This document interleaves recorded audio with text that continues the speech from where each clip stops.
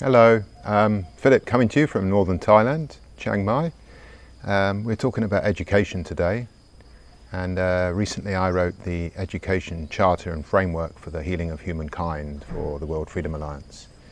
I've done an introduction video, and I've done value number 1, and today's value number 2.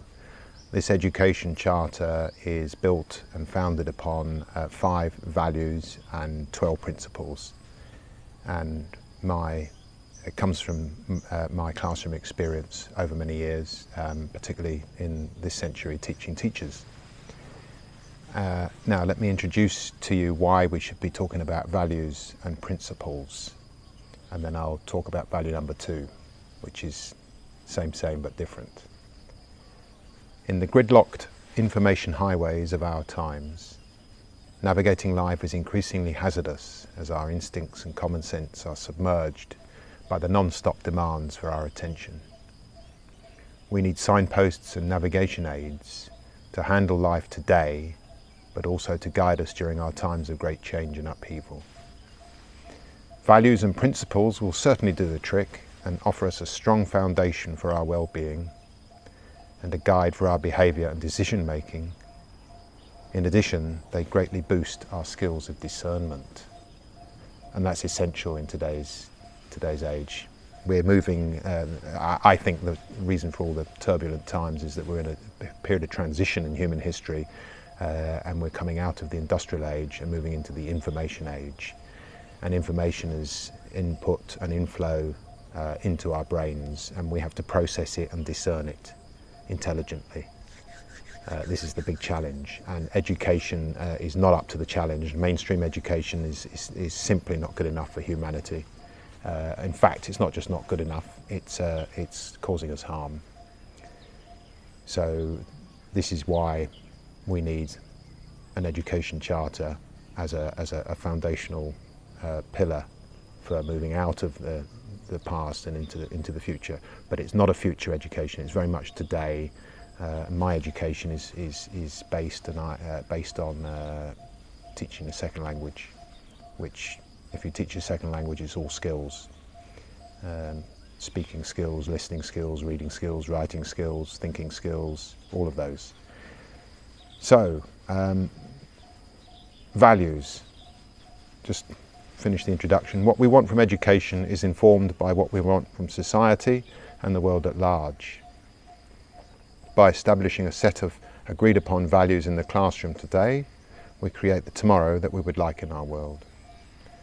And in today's educational world and understanding of education, we want a wider understanding. So classroom doesn't have to be the traditional school classroom. In fact, we don't want it to be. It can be anywhere. There's lots of homeschool going on at the moment, so the home is the classroom, the world at large is the classroom. I could go investigating behind me, there's lots to learn there. So the classroom's anywhere. By living out such values as adults in the world at large, we offer a role model for children. It is often said, which I agree with, that children watch how adults act just as much as they listen to them. In fact, I would say, I've heard all my life when I was the kid and when I'm the adult, and I've read about it in books, but each generation of parents likes to blame the kids, the children. But it's the parents who bring up and educate the children. So in fact, the children are a very good mirror into ourselves if we would only look. So we've done value 1 before, and now value 2. Let me read out value number 2.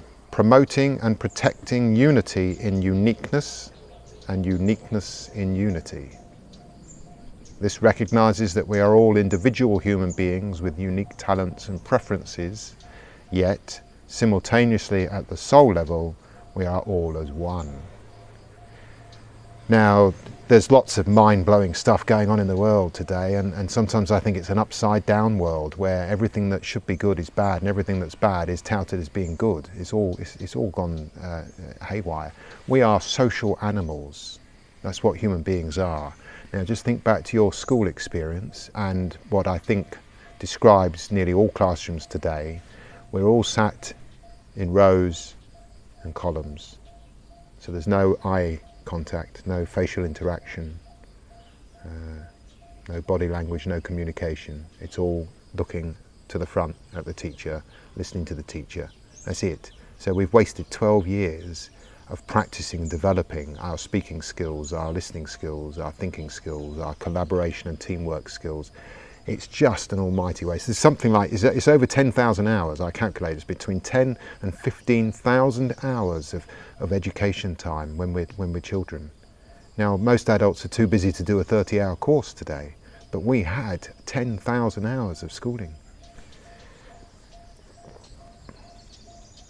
Now, unity in uniqueness and uniqueness in unity. I did write before unity in diversity and diversity in unity, but diversity is one of these words that's been hijacked by ideological people, and they insist upon what it means. But diversity, uniqueness, we're all different. We all come from a different background. I've got things in similarity with the people in my own culture, but I've got my own personality. I was born on a certain day with all the stars and the planets in a certain position, so I've got my astrological profile, I've got my personality profile, I've got my ego, and so on.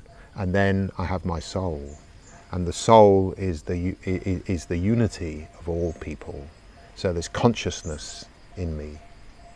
And my personality marries up with the consciousness to create who I am. But that consciousness is the same in me as it is in you. So to a great extent we're the same, and yet we're also different. But if you think about the school, they're trying to create a homogeneous mold out of everybody. They're trying to make us all the same. We've got tests, everything's the same.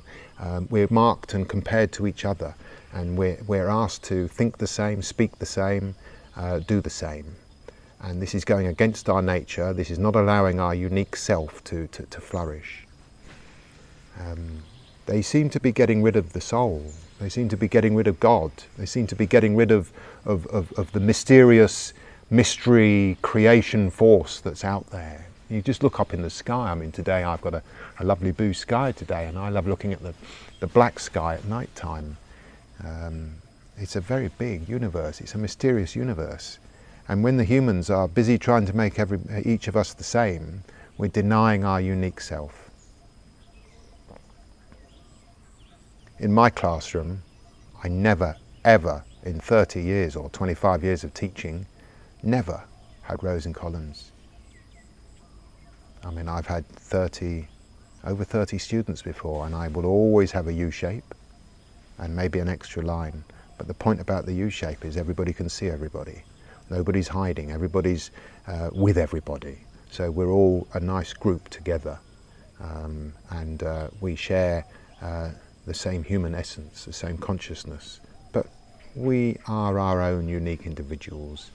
And I think the ideal classroom and the ideal group anywhere in the world, whether it's a government or a football team or a small business or even a big corporation, and the classroom, we all work and play and live in groups. And the success of our life depends on how well we can communicate within the groups. So we have our own individual needs, and we have the needs of the whole group. That's the key thing. So I feel that this is an excellent value for teachers and parents and educators and leaders to keep in mind. We are all the same, and yet we're all different. There's a wonderful, I live in Chiang Mai, and there's a wonderful monastery or big temple complex in Chiang Dao, which is an hour's drive north of Chiang Mai, and I love going there. It's beautiful, it's peaceful, it's like in a jungle, and you walk over 500 steps to get to the top, and there's a lovely golden spired temple at the top, and it's built into a cave. It's very, very spiritual, and gives me a chance to plug into the universe and feel my unity and my oneness with everybody. And along the way, up the 500 steps are lots of signs, and on the signs you've got the Thai and the English translation of various pieces of Buddhist wisdom, and talking about unity and uniqueness and diversity and so on. I'm going to finish this video with this beautiful sign. It's one of my favourite, if not my favourite, pieces of wisdom in the world. And I'm going to speak it slowly so you can deeply reflect upon it, and I even recommend you rewind and pause, not rewind, you pause and go back and write it down even, because it has such a powerful message. To harass others is to harass yourself. To belittle others is to belittle yourself. To destroy others is to destroy yourself and block your own path to prosperity.